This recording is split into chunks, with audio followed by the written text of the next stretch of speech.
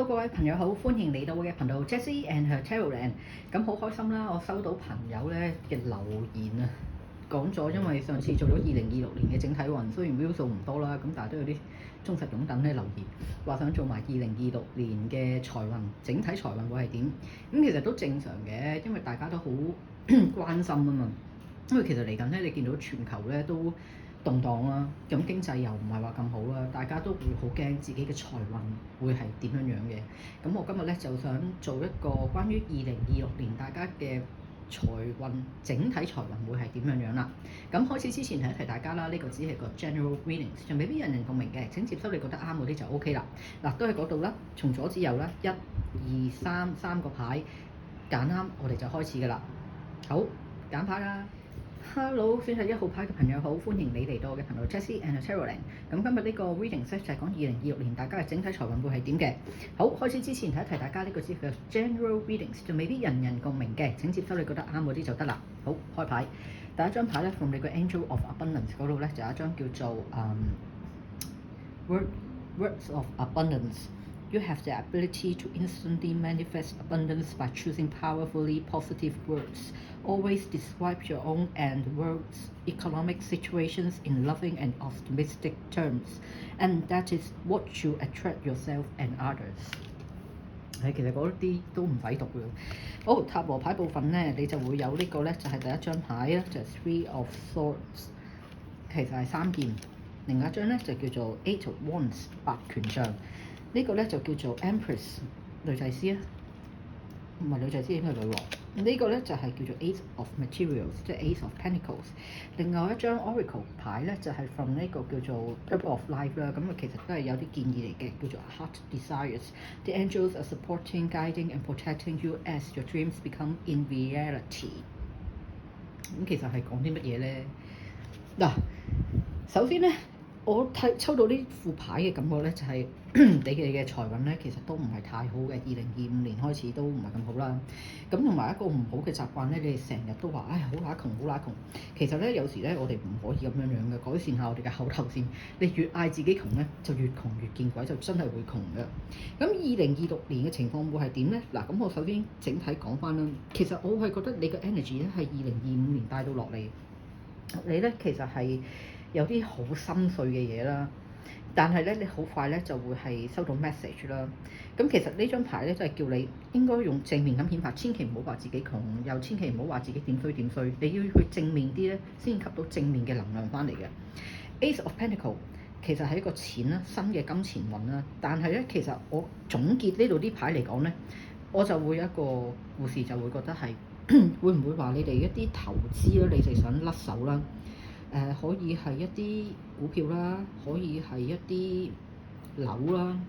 總之其實咧，你嗰個投資項目咧，令到你而家嘅經濟咧係有少少壓力啦，開始即係其實係一個負擔嚟嘅。你其實係想快啲甩手。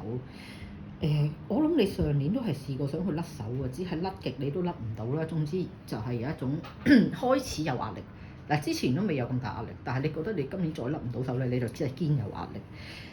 你可以做嘅嘢咧，其實你都唔使驚，今年應該係可以成功地處理到你嘅問題。你好快會有信息。只要咧你個心要有一個正面，唔好成日都話，死啊估唔出。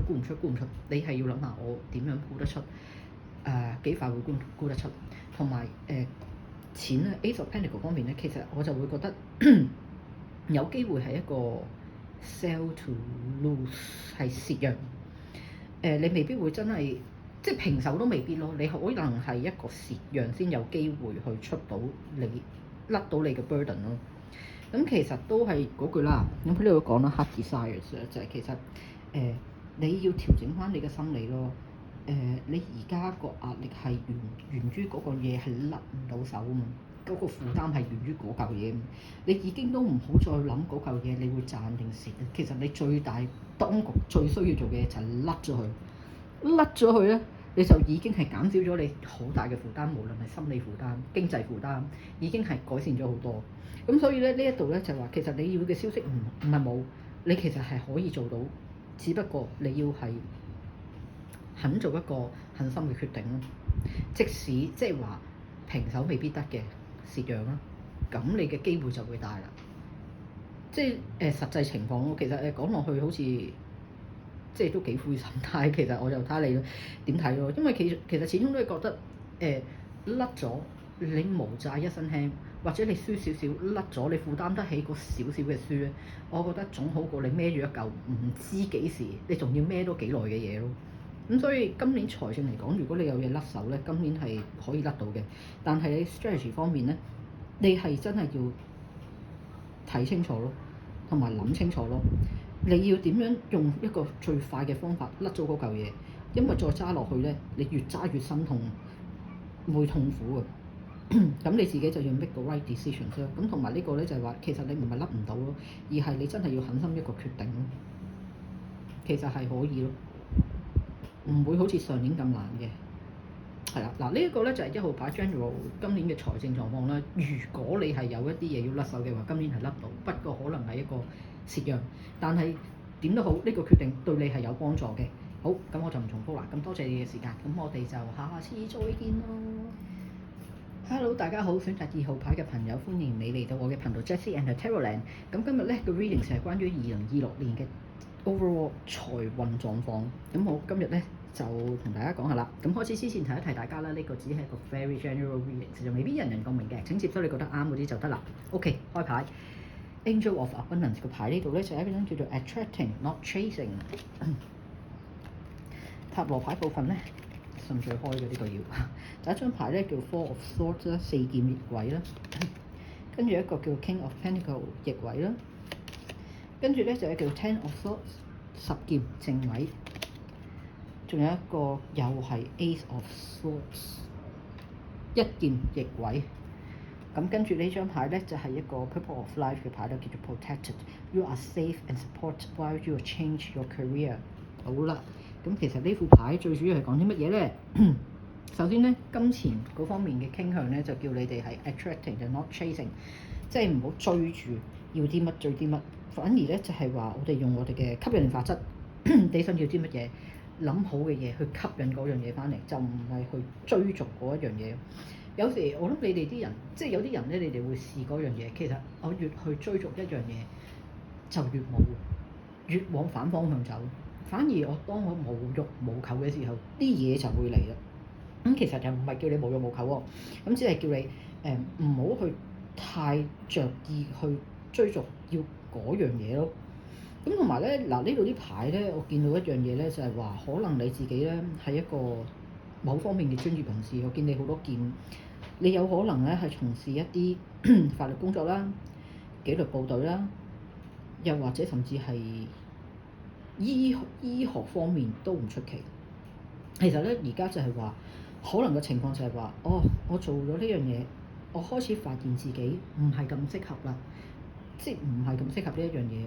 簡單啲講，例如你係一個醫生，假設你係一個 surgeon，你揸開刀，但係突然間覺得你係唔 resonate，你唔中意，或者你想去轉做第一個專業叫做，例如 let's say 係醫學美容，咁樣你可能會賺得咁多錢。可能就係有咁嘅諗法都唔出奇，又或者你係從事一個法律嘅工作，你亦都覺得自己喺呢度唔 resonate，你對你嘅工作係唔滿意，兼且覺得自己係唔適合，你想由一個即係一個 specialty 轉去第一個 specialty 嗱，例如係話你係做開可能做刑事，突然間你覺得你真係唔想唔中意啊 barrister 轉做 solicitor 做翻民事。又或者其實你做呢個有人做離婚，突然間轉去做樓契，總唔知你會由一個範疇去另一個範疇咯。咁其實可能你當初窮咗，你點解要轉去另一個範疇？就係因為你覺得而家你呢度已經揾得唔夠多錢，或者你想要揾更多錢，所以你去轉。其實點樣都好啦，呢個都係 cause and effect 嘅問題。你係想要更多嘅錢，係追逐想要更多嘅錢。咁其實咧，如果你有咁嘅情況嘅話咧，你若然真係想去追逐更多嘅錢嘅，你要轉一個 career 轉工嘅話，今年 OK 嘅，冇問題，你可以去嘗試嘅。咁都係可以嘗試咯。但係係咪真係如你所講咁易揾到錢咧？就未必咯。其實你係要轉咗，即係你要係點樣講咧？懷自己嘅心願去轉，你係可以去轉，但係其實個 profit 你係咪真係揾到咁多錢咧？係咪 as 你所諗轉咗個 specialty 會好揾多啲錢咧？其實唔一定，唔一定。只不過呢度我見到你2026年整體運嚟講咧，錢咧係有嘅，只不過唔會係你 expect 嗰種咯。可能就算你轉咗，你同你而家揾嘅錢都係一樣，唔係真係爭好遠 ，within 10% 嘅，即係唔會你諗到話我轉咗之後我就可以砰一聲會有好多錢。但係轉都係好事嚟嘅，最少懷咗自己嘅心願啊嘛。即係最少你自己覺得而家唔適合，你轉一轉睇下點咯。又或者你呢個轉根本就唔係為咗錢，只係純粹真係覺得自己唔適合，想由一個專業走去另一個專業 ，fine doesn't matter，你可以去試。咁呢個咧大概就係咁。你如果問我你今年財政咧係點樣樣咧，我唔會覺得你係差嘅，就比1號牌好咯。最少你係穩定，因為你本身係好專業㗎嘛，可能係有某啲專業你係真係 guarantee 你係可以有咁嘅 income，就算你去轉都唔會話差得去邊。只不過係咪真係如你諗嗰樣嘢變得更好咧？唔一定咯。嗱，咁我就唔重複啦。呢個就係2號牌嘅朋友，你哋自己可以去做決定嘅。好，咁多謝你嘅時間，咁我哋下次再見啦。Hello，選擇3號牌嘅朋友，你哋好啊！歡迎嚟到我頻道 Jessie and Tarotland。咁今日咧就想同大家做翻一個2026年嘅整體運勢啦。咁多謝你哋嘅時間。咁開始之前提一提大家，呢個只係一個 general readings，就未必人人共鳴嘅，請接收你覺得啱嗰啲就得啦。好，咁我哋開牌啦。咁from呢個 Angel of Abundance嘅牌咧就叫做 Conscious Consumer 啦。點解我真係好好笑？再睇埋你嘅塔羅牌啦 ，Nine of Cups。Four of Wands 唔係 Four of Swords 4劍正位 Justice Strength 力量牌逆位，你個 Purple of Life 有一張牌叫 Crystal，The connection to crystal and gemstone is a channel for healing energy。第一張已經講咗啦。嗱，今年咧3號牌嘅朋友咧就恭喜你啦，大使，即係話你有錢使。咁你唔會太差，錢你係一定有嘅，但係你係使咗去好多地方嗰度咯。同埋係咪一定咁值得使嘅地方咧？唔知，but 最少3號牌嘅朋友你係最好嘅，有錢使，只係大使啫。你唔爭卡數嗰啲啊 ，OK 冇問題嘅。Nine of Cups 啦，其實咧，如果呢個牌正位嚟講咧，其實就係話願望成真嘅，夢想成真 ，dream come true，你想要嘅都會有。但係如果喺呢個財運嚟講，我就會覺得係見到你啲牌咧，我係覺得大使啊，乜嘢你都想要。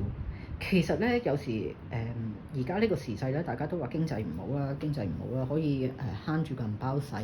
雖然你唔需要去慳銀包，你有錢，我知道係非常好事。但係其實有時我哋去購物嘅時候咧，都要諗清楚，究竟我哋係需唔需要嘅咧？